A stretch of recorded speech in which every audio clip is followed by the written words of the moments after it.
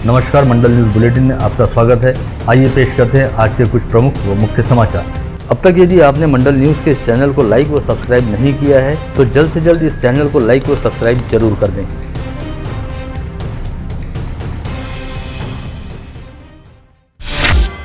अमरावती महानगर पालिका के सदन का कार्यकाल खत्म हुए अब धीरे धीरे 1 वर्ष का समय पूरा होने जा रहा है, लेकिन अब तक मनपा के अगले चुनाव को लेकर कहीं कोई आसार दिखाई नहीं दे रहे, क्योंकि मामला 3 सदस्यीय व 4 सदस्यीय प्रभाग पद्धति के चक्कर में अटका हुआ है, जिसकी वजह से चुनाव लड़ने के इच्छुकों में चुनाव का इंतजार करते करते बेचैनी बढ़ने लगी है। राज्य सरकार ने 2 दिन पहले सभी महानगर पालिकाओं के नाम पत्र जारी करते हुए प्रभाग रचना तैयार करने के निर्देश जारी किए, जिसके चलते मनपा प्रशासन द्वारा अपनी तैयारी शुरू कर दी गई। लेकिन सरकारी आदेश में भी यह स्पष्ट नहीं किया गया है कि एक प्रभाग कितने सदस्यों वाला होगा। ऐसे में मामला वहीं के वहीं अटका पड़ा है। वहीं दूसरी ओर आगामी सोमवार 28 नवंबर को सुप्रीम कोर्ट में इसी मामले को लेकर सुनवाई होने वाली है। अगर सोमवार को सुप्रीम कोर्ट द्वारा इस मामले में कोई अंतिम फैसला सुनाया जाता है तो फिर फरवरी माह में मनपा का चुनाव करवाना संभव हो जाएगा। वहीं अगर 28 नवंबर को अंतिम फैसला नहीं आता तो उस स्थिति में फरवरी माह के दौरान मनपा का चुनाव करवाना काफी मुश्किल भरा रहेगा। संत गाड़गे बाबा अमरावती विद्यापीठ की अधिसभा विद्या परिषद व अभ्यास मंडल के चुनाव में स्नातक निर्वाचन क्षेत्र की 10 में से 5 सीटों की मतगणना को बुधवार की रात रोक दिया गया था, जिसे गुरुवार की सुबह दोबारा शुरू किया गया और गुरुवार की देर रात इन 5 सीटों के नतीजे घोषित कर दिए गए। इन 5 सीटों में से 3 सीटें न्यूट्रा ने व 2 सीटें एबीवीपी ने जीती हैं। वहीं इन 5 सीटों के नतीजों में भी शिक्षा मंच का सुपड़ा साफ हो गया। संत गाड़गे बाबा अमरावती विद्यापीठ के अभ्यास मंडल चुनाव में लेखा व सांख्यिकी विभाग से विजयी रहने वाली प्राध्यापिका डॉक्टर सोनल चांडक ने कहा कि संत गाड़गे बाबा अमरावती विद्यापीठ की स्थापना से लेकर अब तक अभ्यास मंडल के लेखा व सांख्यिकी विभाग में सदस्यों की नियुक्ति मनोनयन के आधार पर होती रही और पहली बार हुआ है जब इस अभ्यास मंडल में लेखा व सांख्यिकी विभाग के सदस्य का चयन निर्वाचन पद्धति के जरिए हुआ। साथ ही इस विभाग में किसी महिला का मतदान के जरिए निर्वाचन होने का यह पहला अवसर है। ऐसे में लेखा व सांख्यिकी विभाग से अभ्यास मंडल में पहुंचने के साथ ही प्राध्यापक डॉक्टर सोनल चांडक ने दोहरा इतिहास रच दिया। इस उपलब्धि के बाद मंडल न्यूज के साथ विशेष तौर पर बातचीत करते हुए प्राध्यापक डॉक्टर सोनल चांडक ने कहा कि अमरावती संभाग के शैक्षणिक क्षेत्र का अकाउंट्स व स्टैटिक्स दुरुस्त करना उनकी पहली प्राथमिकता होगी और वे पूरा प्रयास करेंगे कि वाणिज्य संकाय की पढ़ाई लिखाई को रोजगार सक्षम व उद्योग पूरक बनाया जा सके। जिले की सांसद नवनीत राणा ने रेल मंत्री अश्विनी वैष्णव को पत्र लिखकर 5 व 6 दिसंबर के मेगा ब्लॉक को रद्द करने की मांग की है। उन्होंने रेल मंत्री को भेजे पत्र में 6 दिसंबर को महापरिनिर्वाण दिवस रहने के चलते बड़ी संख्या में अनुयायियों के दादर चैत्यभूमि पर जाने का उल्लेख किया। चिखलदरा गोराघाट पॉइंट व हरिकेन पॉइंट की खाई पर निर्माणाधीन 407 मीटर लंबे स्काई वॉक का काम सिडको द्वारा शुरू है। इस प्रकल्प हेतु बाग परियोजना की एनओसी मिलने में विलंब होने की शिकायत पूर्व पालक मंत्री व विधायक प्रवीण पोटे ने राज्य के उप मुख्यमंत्री व जिला पालक मंत्री देवेंद्र फडणवीस से की। उप मुख्यमंत्री कार्यालय द्वारा तुरंत आदेश जारी हुआ और जिलाधीश कार्यालय ने व्याघ्र प्रकल्प को इस बारे में तत्काल कार्रवाई करने और उसकी रिपोर्ट आरडीसी को देने कहा है।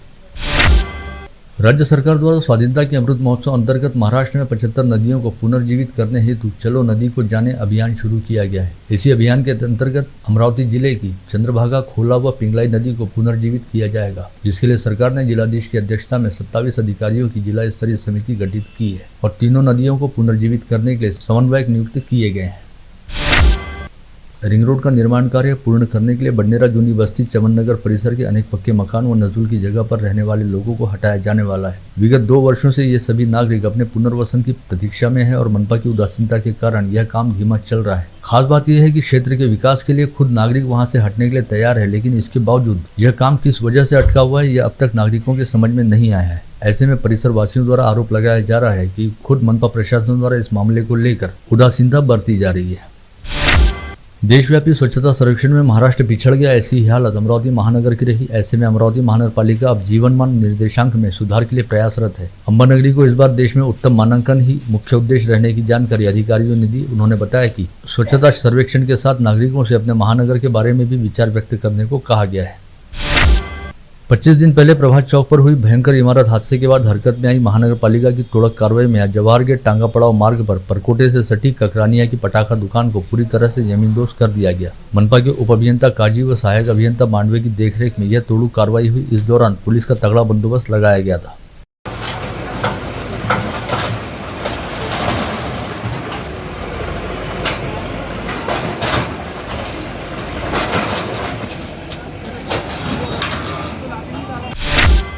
आदिवासी विद्यार्थी आंदोलन कृति समिति द्वारा यहां बुलाई गई पत्रकार परिषद में कहा गया कि आदिवासी युवाओं की विभिन्न मांगों को लेकर आगामी 28 नवंबर को नेहरू मैदान से विभागीय आयुक्त कार्यालय तक भव्य मोर्चा निकाला जाएगा और विभागीय आयुक्त कार्यालय पर अपनी मांगों को लेकर धरना प्रदर्शन किया जाएगा।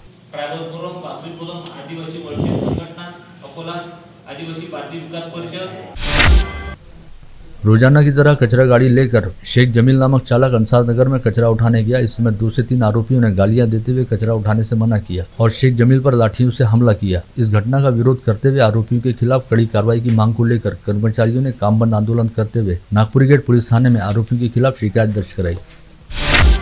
बचपन से ही उच्च अधिकारी पद पर जाने का सपना लेकर पूरी लगन के साथ महाराष्ट्र लोक सेवा आयोग की 2 दफा परीक्षा उत्तीर्ण करने वाली शहर के साटूना परिसर के अयोध्या विहार में रहने वाली वृषाली भड़के को 5 दिनों में 2 परीक्षा फल मिले हैं। उसके द्वारा वर्ष 2020 में दी गई राज्य कर निरीक्षक पद की परीक्षा और वर्ष 2021 में सहायक कक्ष अधिकारी मंत्रालय की दी परीक्षा, इन दोनों के नतीजे उसे प्राप्त हुए हैं। वह इन दोनों परीक्षाओं को उत्तीर्ण कर चुकी है और उसे दोनों ही पदों के लिए नियुक्ति पत्र भी प्राप्त हुए हैं। लेकिन वृषाली भड़के ने राज्य कर निरीक्षक पद पर कार्यरत होने का निर्णय लिया है।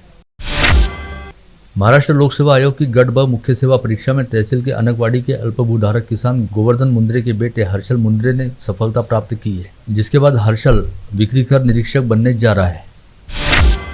अमरावती सीए शाखा कल शनिवार 26 नवंबर को शहर की विभिन्न शालाओं व कॉलेजों में छात्रों का करियर काउंसलिंग करेंगी। इस आशय की जानकारी विकासा समिति के चेयरपर्सन सीए विष्णुकांत सोनी ने दी और उन्होंने बताया कि इस उपक्रम का मुख्य उद्देश्य विद्यार्थियों में चार्टर्ड अकाउंटेंट पाठ्यक्रम के बारे में जागरूकता लाना और उन्हें सीए बनने के बाद मिलने वाले अवसरों को बताना है।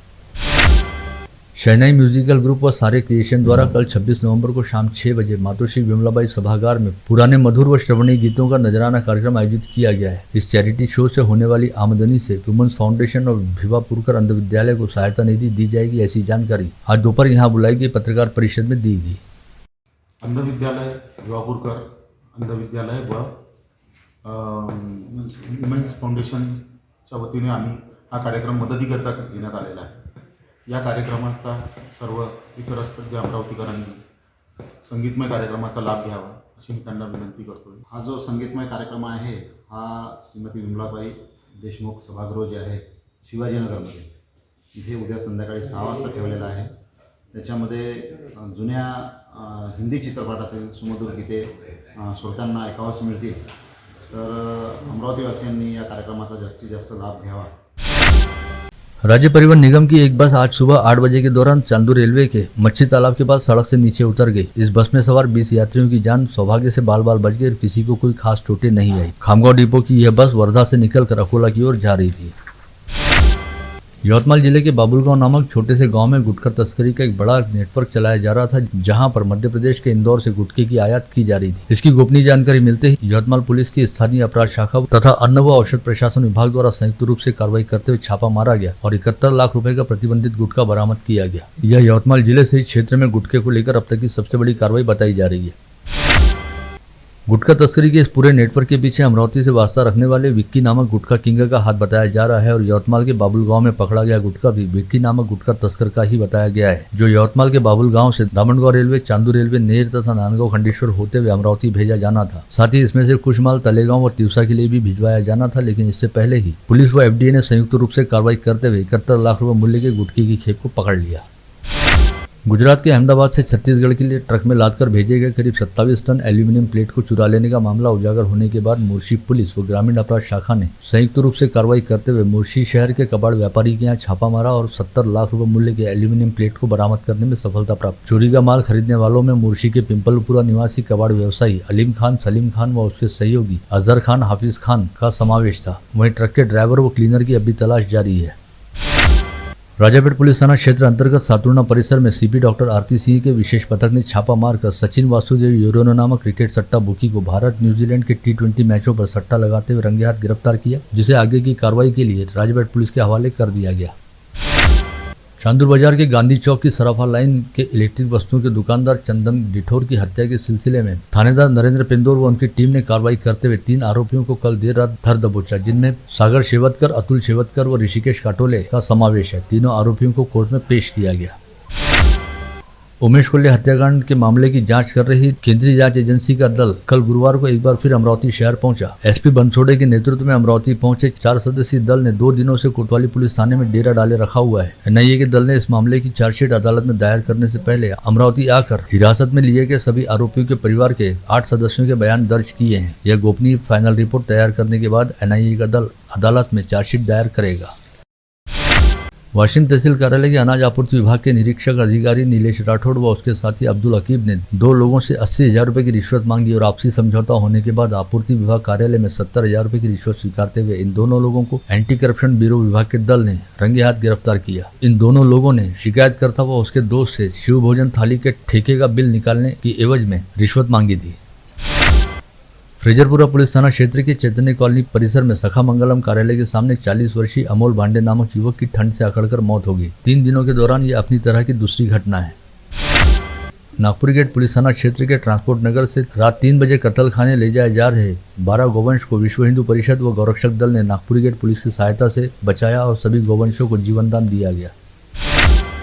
बडनेरा नई बस्ती में महावितरण कार्यालय की ओर से बिजली चोरी रोकने के लिए अभियान चलाया जा रहा है, जिसके तहत बडनेरा के बालाजी नगर वरुड़ा में महावितरण का एक दल पहुंचा, जहां पर गोलू उर्फ संजय अंबालकर नामक व्यक्ति सीधे डीपी में हुक डालकर बिजली चुराते दिखाई दिया। यहां पर कार्रवाई करते समय आरोपी ने महावितरण कार्यालय के सहायक अभियंता सुमित निंगोट के साथ मारपीट की। शिकायत के आधार पर पुलिस ने गोलू अंबालकर के खिलाफ अपराध दर्ज किया है।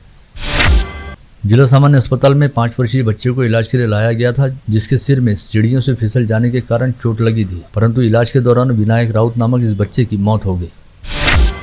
मारेगांव शहर के किराना व्यापारी संदीप खुराना रात 8:30 बजे अपनी दुकान बंद कर कार से वनी की ओर घर जा रहे थे। इसी दौरान गुराला फाटे पर कार से आए अज्ञात 4 आरोपियों ने उनके वाहन को उड़ाने के साथ ही उन्हें रुकवाया और उनके साथ बेदम मारपीट की। ऐन वक्त पर वनी से आया एक ऑटो घटनास्थल पर रुकते ही आरोपी मौके से भाग निकले।